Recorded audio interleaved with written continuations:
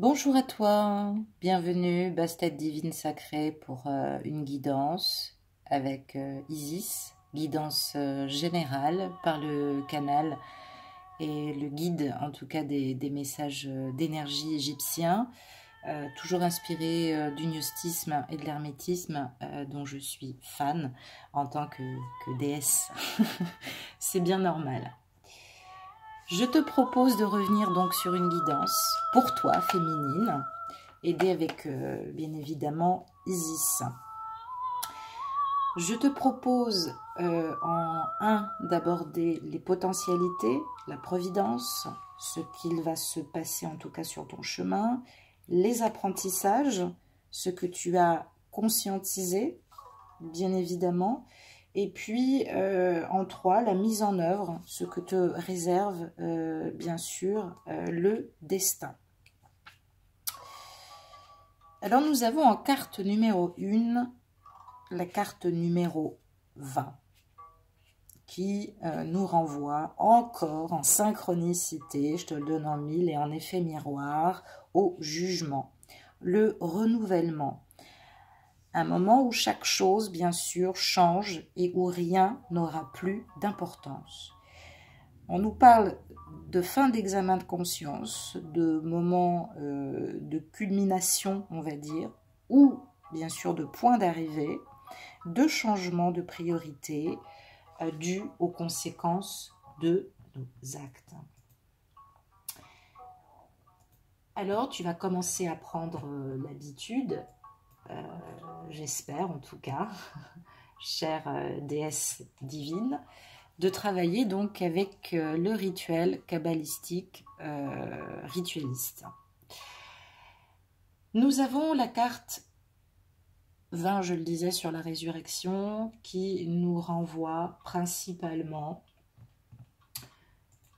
sur le sens général en tout cas, à cet axiome très intéressant que j'évoquais tout à l'heure, bien sûr en effet miroir avec Osiris, ton masculin, sur le plan énergétique. Fleurs dans le pommier, fruits dans la vigne, moisson d'une semence mûre. Donc je l'avais dit, toi aussi tu es sensible, très vulnérable. C'est la fin de quelque chose, tu le sens bien que vous êtes en train d'ascensionner. Il y a aussi une résurrection puisque vous allez atteindre un autre niveau de parcours. Et voilà les potentialités et la providence que t'offre en tout cas le masculin pendant qu'il travaille dans son coin, cette illumination intérieure. Ça va lui apporter une résurrection de l'âme parce que toi, tu l'as toujours conscientisé, tu l'as toujours travaillé, cette illumination intérieure. Donc c'est toi l'élixir de sa longue vie. Hein. On parle des pharaons et de leur état de demi-dieu vivant, hein, puisque on voit en tout cas cet Anubis qui convie donc ce demi-dieu, ce pharaon, à franchir le cap. C'est très sacré parce qu'on évoque la résurrection de l'âme, on évoque aussi le spirituel, le corps, la libération. On nous parle bien sûr du corps physique, et puis pour ceux qui travaillent avec les énergies New Age, on nous parle forcément des maîtres ascensionnés ou des maîtres ressuscités. Alors tu as peut-être ressenti dans ta conscientisation, ou pas, c'est pas grave, la présence d'Hermès, de Paracels, de Quetzalcoatl, peut-être aussi du maître Cagliostro, de Jésus, si tu es en connexion dans cet amour divin et d'ouverture de cœur, de Bouddha, et pour les yogas, principalement les hindouistes, Babaji, qui est un maître de pensée spirituelle carrément génial. Donc sur le plan positif, il y a un changement favorable. Voilà ce que t'apporte cette semaine du 3 au 10 mai. Il y a un changement favorable. Tu vas profiter d'opportunités, tu vas t'éveiller à une autre réalité. Il va y avoir des révélations intérieures, hein, des messages subtils, peut-être aussi des révélations par l'oralité. Il y a toujours cette forme de purification, donc peut-être attends-toi à pleurer beaucoup ou alors avoir très envie de boire beaucoup. Sur le plan négatif, tu es en train de transcender ce qui à tes yeux depuis un petit moment avait fait office de faiblesse et de dominer maintenant peut-être parfois cette mauvaise volonté que tu as tendance à mettre entre toi et le masculin. Donc ici, on parle de doute, on parle de blessures intérieures ou blessures de l'âme. Vous vous souvenez les 5 blessures de l'âme qui sont autour de l'humiliation, le rejet et bien d'autres. Donc effectivement, tu es dans cette connotation et cet effet miroir de la lettre de l'alphabet kabbalistique 20, Reich, la richesse du cœur. C'est par ta richesse du cœur qu'il est en train, bien évidemment, de découvrir et d'être dans cet échange. Donc, on invoque la planète Mercure. Donc, il est probable, il faudrait que je regarde l'astrologie chaldéenne, j'ai pas regardé qu'elle rétrograde ces temps-ci. On parle de conscientisation, je pense que tu réfléchis beaucoup. Et on parle de rayonnement, on nous parle du rayonnement vert, on nous parle toujours avec les maîtres ascensionnés, on nous parle principalement de la présence de l'archange Saint Raphaël. Il y a 2 résonances, il faut avoir l'habitude ici, même plutôt 4, on nous parle d'accepter, de lâcher. Il faut lâcher prise, il faut le laisser faire son travail parce qu'il va aller vers son être. Il lâche un peu la voie pour être dans le cœur. Il était coincé dans ses émotions, donc là, il va y avoir cette résurrection. Et pour toi, dans ce lâcher prise, peut-être beaucoup d'épuration, de sensibilité et de pleurs. On te dit bien évidemment que toi, il y a longtemps que tu as fait ce travail d'abandon. Lui est en train de le faire, il va lâcher ce contrôle mental, il va lâcher son orgueil. Il réalise en tout cas précisément que tu es une aide précieuse dans sa vie. Tu es quelqu'un de pur et qui apaise bien sûr son mental puisqu'on nous parle de pureté. J'aimerais te dire aussi que Reich propose bien sûr un nouveau regard sur la vie, mais un vertigineux défi pour guérir de nos réflexes de peur. D'où la présence de l'archange Raphaël. Donc, il va guérir de quelque chose, tu vas guérir de quelque chose, ou alors si tu es malade en ce moment et que tu t'inquiètes, ça va s'arranger. On parle bien, effectivement, de guérison intérieure vers l'extérieur. Donc, c'est quelque chose quand même d'assez fabuleux. Ensuite, sur l'apprentissage, ce que tu as conscientisé, nous avons une nouvelle présence. Ici, nous avons le hiérophante. Pour certains, on l'appellera le pape. Et pour d'autres, on l'appellera l'ériarque. L'axome à travailler va être « Je te connais par oui-dire, mais maintenant mes yeux te voient et mon cœur te sent. » Je trouve que c'est criant de vérité. Ça y est, dans l'apprentissage, tu as pu lui transmettre cette reconnaissance de lui-même, de se voir, de voir sa propre lumière et bien évidemment de prendre tellement conscience de toute la dimension de ce que tu lui apportes que forcément c'en est bouleversant pour lui. Il ne te connaissait pas, il apprend à te connaître, il va te connaître davantage. Sur le sens général, on ne le voit pas très bien, mais on a la présence d'Anubis, de l'archonte de la justice, tout ça symbolisé par la loi cosmique, le karma. Donc on nous parle évidemment ici de la miséricorde et de la rigueur de la loi. Le 5 est le nombre de Mars, de la guerre et du pentagramme ésotérique de l'étoile à 5 pointes. Qu'est-ce que ça veut dire? Tiens. C'est le signe de la toute-puissance divine et du Verbe qui fait chair. Ça rappelle l'évangile de Saint Jean et ça parle bien aussi de ce que je disais tout à l'heure sur la résurrection. On parle d'enseignement, on parle de philosophie, on parle d'art, on parle de science. Il y a quelque chose aujourd'hui que tu as compris et que tu as appris ou que tu apprendras sur cette semaine. Ce qui est positif, c'est que la domination de la nature inférieure, celle qui nous trouble, elle est en train effectivement de se terminer.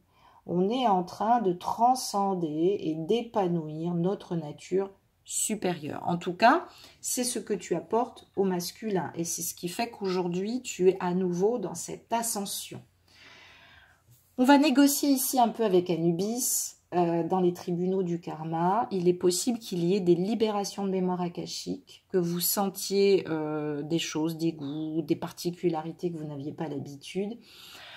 Et tout ça, vous étiez dans ce cercle d'ignorance et tout ça vous est révélé par cette forme de sagesse, de spiritualité.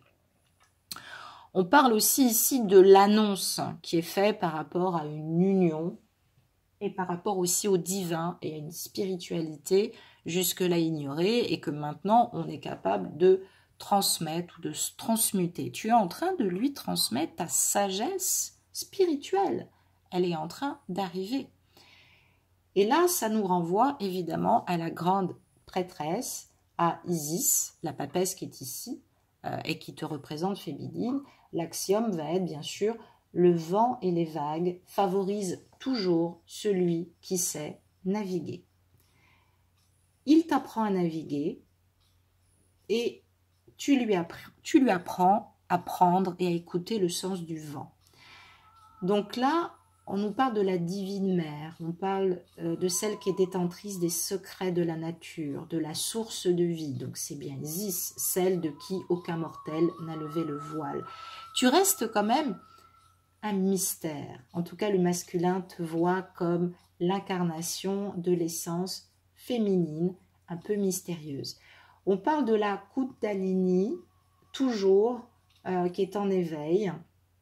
Et on parle de ce sens de vouloir rassembler ce qui est éparse. Vous irez vous informer, bien évidemment, parce que c'est un peu le but aussi de cette guidance, de vous éveiller aussi à d'autres champs de conscience. Osiris est celle qui a ramené les morceaux éparses d'Osiris. Isis, pardon, est celle qui a ramené les morceaux éparses d'Osiris, son époux. Donc, tu l'as ramené vers l'unité. Il a unifié, en tout cas, dans ce tout et dans cette magie, en tout cas, d'Isis et d'Osiris, qui vont donner, en fait, le 3, c'est-à-dire l'alchimie d'Horus, cette magie tantrique d'éveil, de sexualité sacrée et de magie sexuelle. Donc, on parle bien de s'unir. Donc, chère féminine, je te rappelle que dans les colonnes du temple, entre ces deux colonnes, il y a la porte de ton intériorité divine. Donc, on parle évidemment de ton sexe et on parle effectivement de s'ouvrir et de s'unir grâce à cette magie sexuelle que tu vas développer, que tu vas continuer à développer en sagesse. La femme dans le couple gnostique est celle qui détient la science occulte, la sexualité sacrée, la sagesse, la clarté, la capacité d'observer et d'analyser, et bien évidemment le pouvoir créateur. C'est toi qui vas libérer ce pouvoir créateur chez le masculin. Donc attention, il peut peut-être y avoir aussi des bébés ou un nouveau projet, puisque dans cette magie d'Isis, le fait de rassembler Osiris et de s'unir dans cette parfaite fusion et réunion magie sexuelle, ça donne effectivement Horus, selon la légende, donc leur fils, donc la venue d'un vrai projet commun qui va vous unir. Donc le début d'une relation, un enfant, une nouvelle maison, quelque chose qui va sceller cette nouvelle union. Alors ça peut rester évidemment sur le plan conceptuel. Sur le plan négatif, je l'ai dit, c'est essayer d'apporter un apaisement sur des querelles, des violences, des amertumes, une forme de duplicité que vit le masculin au quotidien avec son énergie tierce ou encore avec des énergies toxiques, peut-être au niveau du boulot. Il a peut-être été aussi dans une forme de duplicité parce que il n'avait pas fait ce pas de résurrection à l'époque et avait caché ton existence. Donc il était effectivement dans cette dualité parce qu'il était face à une énergie tierce qu'on peut nommer en termes de Kali, donc une mer noire, comme fait exprès, toujours pour mon ami K qui se reconnaîtra. On marche mal depuis un petit moment dans cette magie sexuelle. il faut maintenant commencer à je vais y arriver, excusez-moi, à s'élever par cette magie sexuelle. Donc, vous allez aller probablement dans des envies d'exploration, de nouveautés. Et tout ça, ça doit être en tout cas partagé, puisque c'est toi qui es détentrice dans cette clé d'ascension pour l'ouvrir justement à cette magie émotionnelle. Et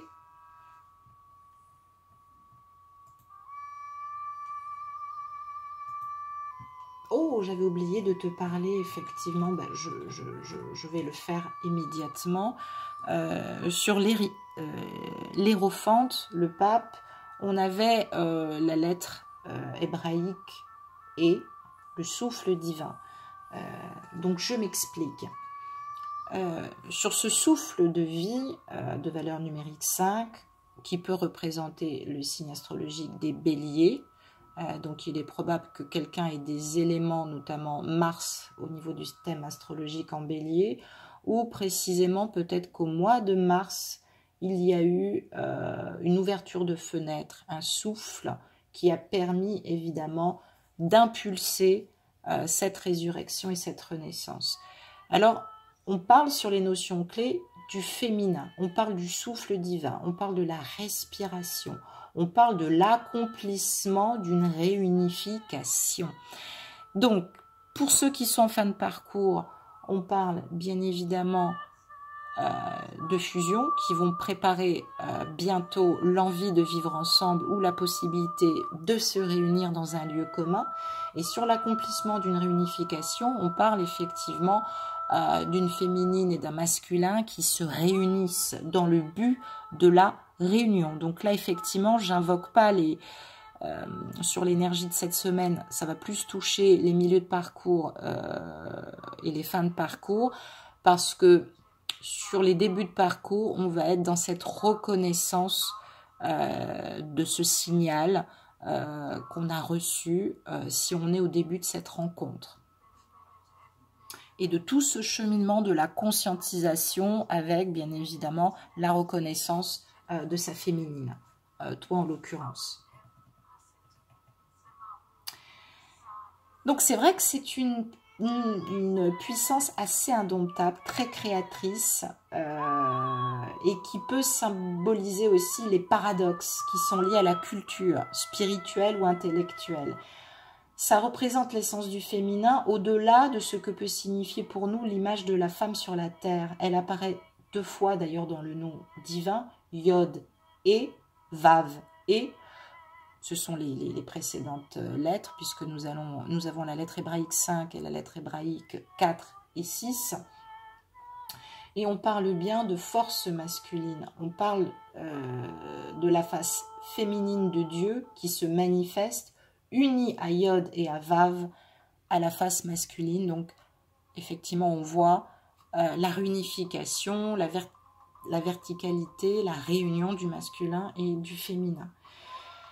Donc, dans l'air, depuis un petit moment, doit vibrer une énergie de vie qu'on appelle aussi le prana, qui est la nourriture essentielle pour nos corps subtils, la kundalini, l'énergie sexuelle, la magie sexuelle de Russe, la magie sexuelle en tout cas d'Isis, imprègne ce prana. Ce prana, c'est dont tu as besoin féminine, c'est de faire l'amour avec ton masculin.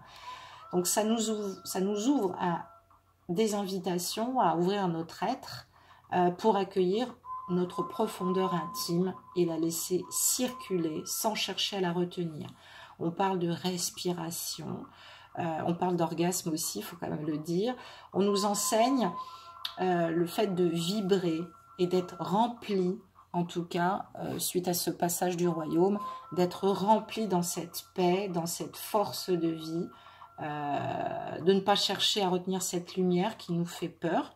Elle va, elle vient, elle circule, il faut la laisser circuler, il ne faut pas avoir peur au moment de la réunification et de cet orgasme particulier. Et là, effectivement, dans ce tirage, on nous parle d'un élargissement, d'une ouverture plus grande, d'une respiration nouvelle, dans une confiance totale. On parle d'énergie qui accompagne, bien sûr, ce changement. Elle nous aide aussi à puiser à la source et bien sûr à éclairer notre âme. Et la question de et, ça va être effectivement, n'aie pas peur, bien-aimé, je suis là, je suis toi, je t'accompagne, j'accompagne le mouvement de vie, et une porte s'ouvrira bientôt pour toi. Donc, je continue et je persiste à dire que pendant cette période où tu peux très bien ne pas forcément communiquer avec ton intériorité dans le monde de la 5D et dans la matière 4D, ne pas le rencontrer, ne t'empêche pas de t'ouvrir, féminine. Tu penses que tu as perdu le masculin ou qu'il t'échappe? Non, il faut arrêter avec cette peur. La vie est changement permanent et il faut arrêter de se figer dans des croyances limitantes. Il faut avancer en confiance, en conciliation, en sérénité, ce que représente l'Hérophante, et bien sûr prendre ce rendez-vous avec soi-même. Donc, il est dans cette résurrection, il est dans cette âme voyageuse, il a besoin de rien d'autre, si ce n'est de s'ouvrir à son au-delà divin avec le pape, d'ouvrir effectivement ce passage pour toi aussi. Et toi, ça y est, tu l'as ouvert pour lui, et surtout pas de l'enfermer ou de tomber dans des vibrations basses. Oui, vous êtes en train d'arriver à un nouveau monde de tout cœur, vous y allez d'un pas sacré, c'est qu'à le dire. Et là, en fait, on te dit qu'il t'aime infiniment, qu'il y a des apparences trompeuses qui te font croire le contraire, et qu'il faut que tu arrêtes parce que tu arrives bientôt dans cette terre promise de la réunification. Voilà ce que ça nous dit. Et ça nous parle. Je reviens précisément à l'évocation de Beth, la demeure éternelle. Je parlais donc d'Isis, pardonnez-moi pour cette confusion tout à l'heure, qui nous renvoie aussi à la planète Saturne, à la maison, à la demeure éternelle. Donc il est bien question de lieu, peut-être secret, donc revenir à soi, ça peut être ça aussi. La maison de l'âme, ça peut être effectivement chercher en secret un lieu pour vous réunir, ou peut-être que toi, féminine, tu prépares un déménagement, quelque chose que tu prépares dans ton intériorité pour l'accueillir. On parle d'action aussi de bénir, on parle de créativité, donc le temps pour le moment ne te laisse pas tout voir, puisque c'est quand même la grande papesse Isis ici qui dirige, et forcément, si elle dirige, tu n'es pas amené à tout voir, puisque c'est elle qui dirige le livre des secrets. Donc on est sur ce côté de l'âme. Il se trame quelque chose dans l'univers, et l'univers te soutient pour ça. Il y a une terre nouvelle à atteindre, il y a une demeure peut-être pour l'homme nouveau à habiter, donc peut-être un déménagement. Il y a une parfaite harmonie avec le corps et bien sûr l'âme, corps physique et corps de lumière. Baisse dans le tirage nous transmet ce magnifique message en nous disant que la fin de la quête est proche. On est dans cette réunification, on va se revoir sur cette énergie. Donc sur cette semaine, tu verras bien que au niveau de l'épuration, tu vas avoir un devoir d'épuration, tu vas avoir un devoir de conciliation avec l'Hérophante. Peut-être vas-tu communiquer en toute pureté, et en tout cas je te conseille de le faire jusqu'au 5, s'il vient vers toi, de communiquer. Si ce n'est pas le cas, et qu'il est dans son moi supérieur, tel l'Hérophante, le pape, laisse-le, laisse-le. Laisse-le, il n'y a rien de grave. Il est en train d'identifier la beauté de ce qu'il vit. Donc, il est dans cette grâce. Pour lui, plus rien n'est extérieur. Tout est conscientisé, plus rien n'est séparé de lui. Il a goûté aux noces mystiques aussi, comme je le disais, comme on le fait au sein presque de l'Eucharistie. Et il est dans cette ère nouvelle, la ressuscité. Le Christ ressuscité, j'allais dire. Donc c'est toi, son pain de vie, hein, c'est toi qui l'anime vers cette coupe du Graal et qui incarne ce libre arbitre qu'il doit choisir. Mais c'est vrai que pour le moment, il est encore toute cette semaine sur une libération, au moins jusqu'au 10, sur cette libération de l'âme. Et il va être, en tout cas s'il communique avec toi, dans une forme de conciliation, de médiation, peut-être de pureté, rayonnante, et dans un éternel présent qui le fera peut-être pas forcément communiquer, ou communiquer, tu auras peut-être l'impression de manière simple, on va dire, pas banale, mais simple. Donc là, effectivement, tu vas terminer, toi, par conscientiser tout ce qui t'a fait souffrir dans ton âme d'enfant. Tout ce qui ne t'a pas nourri dans ta réalité.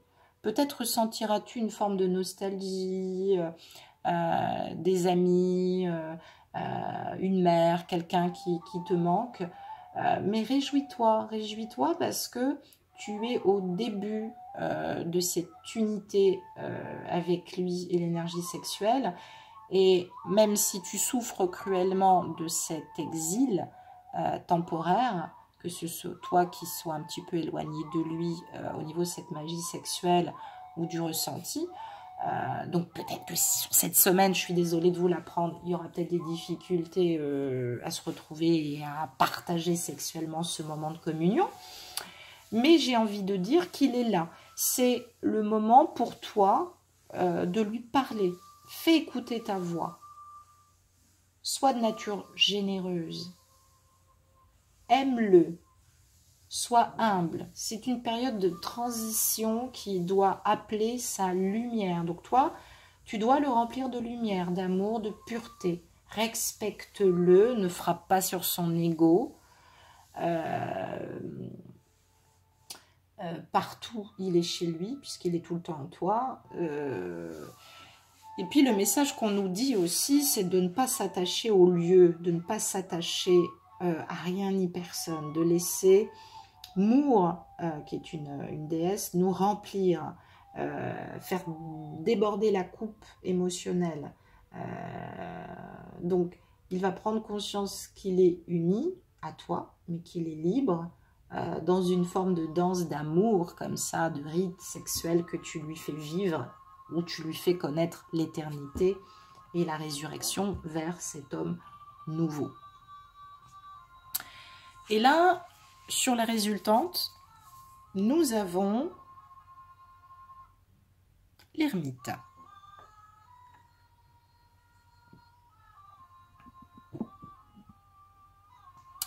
Nous avons l'ermite. Alors l'ermite, l'axiome va être « monte sur la montagne et contemple la terre promise, mais je ne te dis pas que tu y entreras ». Ça veut dire que je n'ai pas encore la réponse. Je ne peux pas vous dire dans le temps, sur cette semaine de 1-10, si vous allez le revoir. Je pense que de manière générale, il y a une forme de descente toujours dans sa nuit noire de l'âme, dans les intradimensions de l'arbre de Séphiroth. Donc en fait, il navigue entre ce qui est pur et impur. Il y a une mort psychique et psychologique. Il y a un travail qui continue à se faire, toujours avec le feu sexuel parce qu'il est toujours solarisé et attiré par toi. Donc il y a des forces lunaires et cette pleine lune d'ailleurs va être très très forte. Il y a une dissolution des nœuds karmiques, il y a un éveil de la conscience. Il est possible qu'une forme de lumière, de sagesse ou une envie comme ça te guide pour éclairer justement ces ténèbres qui sont un petit peu sans écho pour le moment parce que tu n'as peut-être pas vraiment comment je pourrais dire, de retour ou de communication. On te dit aussi que la grande prêtresse, elle a ce pouvoir de victoire. D'ailleurs, c'est conscientisé avec l'ermite, puisque la papesse est le couple divin par excellence avec bien évidemment l'Hérophante. Ça peut effectivement évoquer aussi Osiris. Ça peut évoquer aussi principalement cette transformation d'éveil. Donc, Isis a ce pouvoir de transcender les choses. On parle de victoire par la prudence, par la discrétion, le silence. On parle d'une quête d'équilibre intérieur et d'une transmutation sexuelle qui permet l'élévation spirituelle. Il est possible, je dis bien il est possible, que mal inspecté, on va dire, Isis peut devenir, je le répète, Kali. Et dans ces cas-là, on peut dire que dans cette période, du 3 au 10, on va peut-être entendre ou être victime sans le savoir d'ailleurs de cancans, de fausses connaissances, de mauvaises paroles, d'agressivité, peut-être de solitude, et puis d'une douleur engendrée par le travail de l'ego. C'est ce que ça veut dire. Et le travail de l'ego, forcément, si ça touche la magie sexuelle, ça touche peut-être aussi cet impact. Travailler l'ego, c'est ne plus chercher à plaire et ne plus chercher à avoir cette reconnaissance auprès de ton masculin. Donc oui, c'est très particulier. On nous envoie forcément à conscientiser la lettre hébraïque 9 têtes, la puissance des profondeurs. J'ai envie de dire que cette grande prêtresse Isis, elle est gouvernée par le signe astrologique du lion. On parle du bouclier et on parle du serpent. C'est peut-être encore la transmutation des énergies tierces ou énergies toxiques, négatives, que tu as pris, ma chère féminine. Je te demande d'être dans ce rayonnement émeraude du chakra. Alors, pour le coup, on va être complètement dans le chakra sacré. Émeraude et bien sûr encore de l'archange Saint Raphaël. Imagine-toi être dans une grotte d'améthyste, qui est donc la protection aux excès, et d'être protégé. Donc c'est vrai que il est probable que tu aies soit des propositions sexuelles, soit des transmutations d'énergie sexuelle qui peuvent effectivement rendre ta sexualité très vive ou au contraire absente sur cette semaine. La Kundalini, c'est la traversée de l'inconscient, c'est la révélation de ce qui est caché. Pour les débuts de parcours, il y a peut-être une réunification qui va engendrer le début de ce parcours sexuel. Et donc cette reconnaissance de magie, cette reconnaissance de l'autre qu'on va transmuter. Et donc l'ouverture du livre sacré. Pour d'autres, c'est transcender et la vraie place et la vraie conscience que peut